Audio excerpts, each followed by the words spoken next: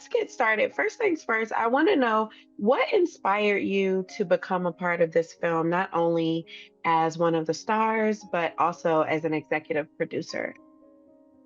Um, I was sent the script and I was a fan of our filmmaker's first film, Hala, and was excited initially and intrigued just because I wanted to be a part of uh you know no, initially I was intrigued when I before reading it because I wanted to know what she was going to do next. But then, when I read it and the script had me in tears by the end of it, which is hard to do. Um I was excited to not just contribute as a cast member, but also contribute on the producing team because these are the kind of filmmakers that I want to help usher forward and I want to grow together. And Minhal was so open to that experience, that collaborative experience. And these stories, I just want to see more of them, How many times do we get to just tell a story about little boys, little Black boys, and their friendship? And what a beautiful opportunity to contribute to contribute to the cinematic canon in that way. Listen, I screened the film this morning and I didn't think that I was going to be an emotional wreck like I was. I was like bawling, so I definitely feel that sentiment. And there's so many quotes that personally hit home for me in this film, one being a place is the people. So how did you aim to show this through your portrayal of Dolores? Yeah, I mean, I think I channeled my experience as a mom raising a 7-year-old, very spunky, independent Black little boy. My experience growing up in a house with that was a female-led household. My mom and dad separated when I was 11, so she raised us by herself from that point on. And then also understanding the experience of what my grandmother did and working and raising 4 kids, and so that those stories, that spirit of a woman who's like tr- just trying to raise these babies in a world that wants to swallow them up. What does that do to you? What is the load of that? But also, how do you just protect their joy and their light? And I think what I learned, and what was reinforced to me in this process was, oh, we're all just mothering that inner child, our own inner child, when we're mothering our kids, because when my mother says to me in the film, and I'm paraphrasing, but if you won't grow, these babies won't grow. you know Absolutely, I definitely agree. And just another sentiment that hit so, it was just so much. Like I said, I was like, oh, I'm gonna screen this morning and go on about my day, but I had to really sit with this film, just because it was just so beautiful watching. Because we see so as women, we see so many female friendships on screen, right? So seeing like a friendship between two young men, it was just so powerful. So, what was your favorite part in like was there a favorite scene for you to shoot? Because also the little boys, they're so talented too. Like I was like, whoa, blown away. I want to see them in so much more. they're so gifted, and really they carry this film on their shoulders, and the film would not have worked without them bringing that level of truth and innocence to it. um I can't wait to see what they do moving forward. They're so, they're just the best. And I think, yeah, how often do we get to see this level of friendship, and finding the beauty in the mundane, them jumping on these nasty, disgusting mattresses, and um I so many of my favorite scenes, honestly, are the scenes I'm not even in, where it's like just watching their banter back and forth, reminding me of my brothers. Um I think I was really, really impacted. There's some heavier stuff in the film as well. Um and the process of research and reading the transcripts of some of the interviews that Minhal did with some of the former residents of Cabrini Green. was really enlightening to me. And then when I met Miss Annette Freeman, the mom of the late Dantrell Davis, this woman is so beautiful and her spirit is so glorious and divine.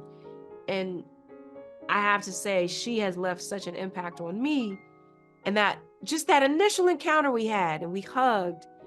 And when I tell you, when we shot this film, it had been maybe like almost 30 years since he passed, since he was killed. And that emotion's still so fresh, Um, and so, yeah, I think for me, trying to do honor and justice to the story, um, and showing us in our whole full selves, our joy, our struggles, our flaws, our dreams, our fear of dreaming, you know, I, Yeah. I for that reason, amongst another reasons, I'm really proud of the film.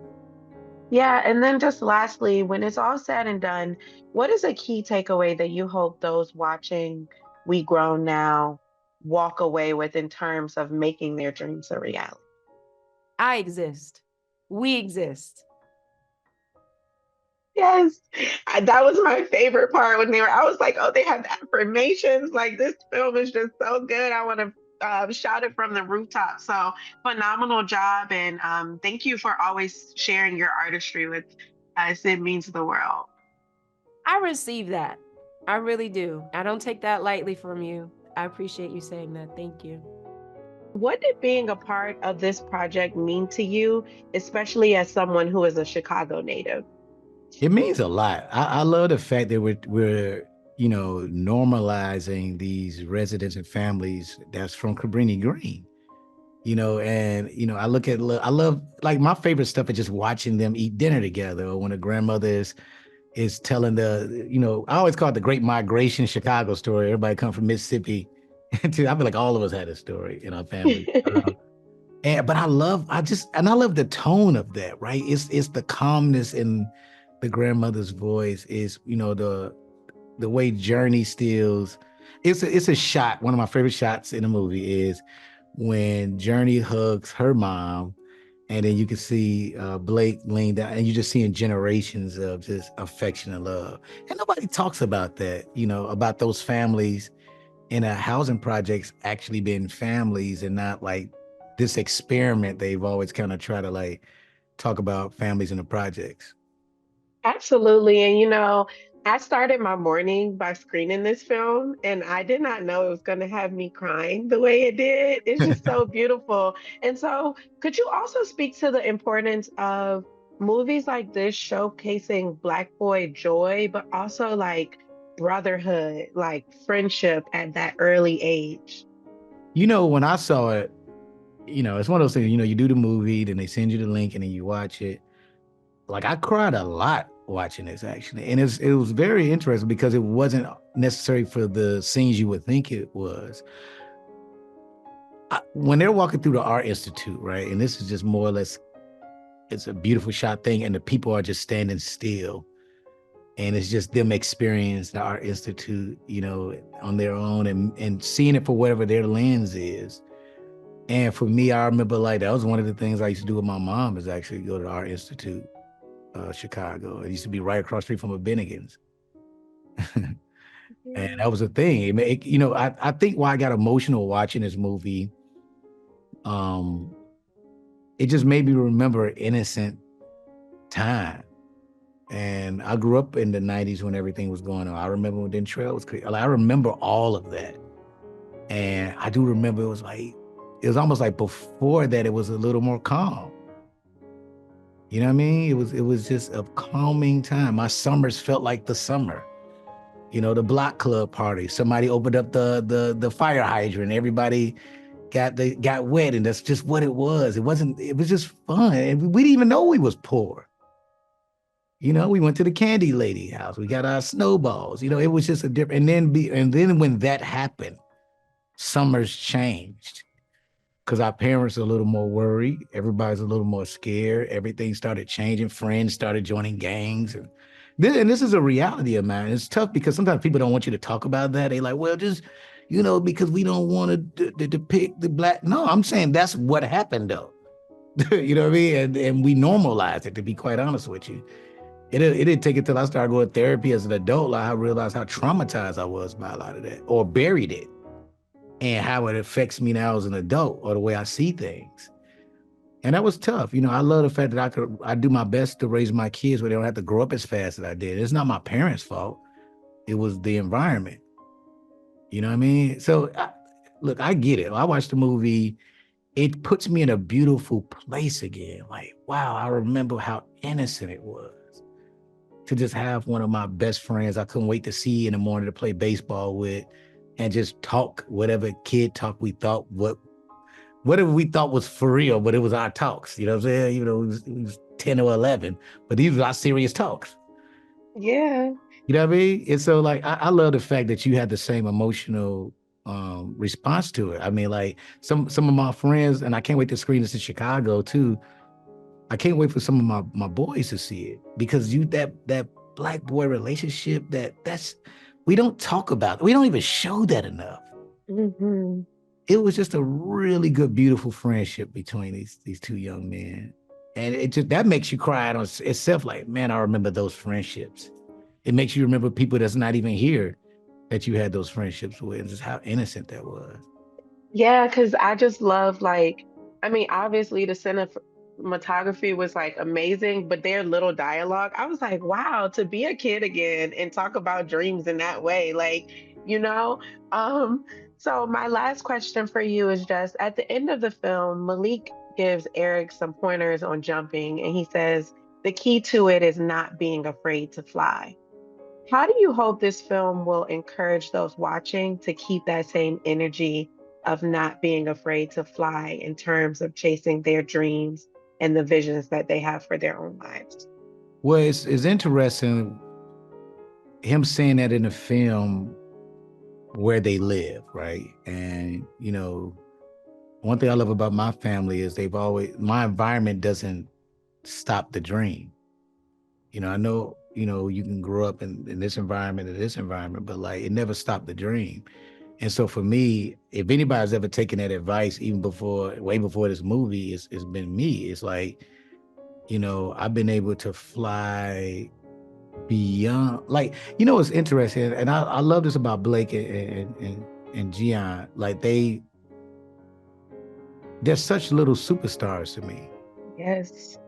And, you know, it's interesting where like you do a movie like this, and it's a movie we're doing, they actually have examples to see people who's just flown with it. I mean, you see Jurnee is just, you know, I feel like we're witnessing a legend.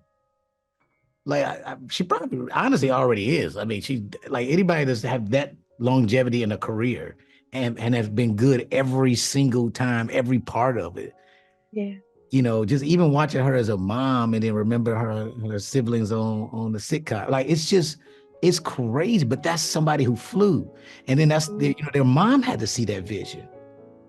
Everybody had to fly, you know, and that's why, like, even for me, I have my moments sometimes where I'm looking in the TV screen, and sometimes I gotta pinch myself, because from based off when I first started loving TV and film, and it was my escape, basically flying.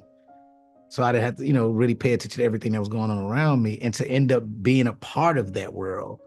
And it's some kid at home watching me, and it's like, wow, that's gonna make me want to fly. It's just all full circle.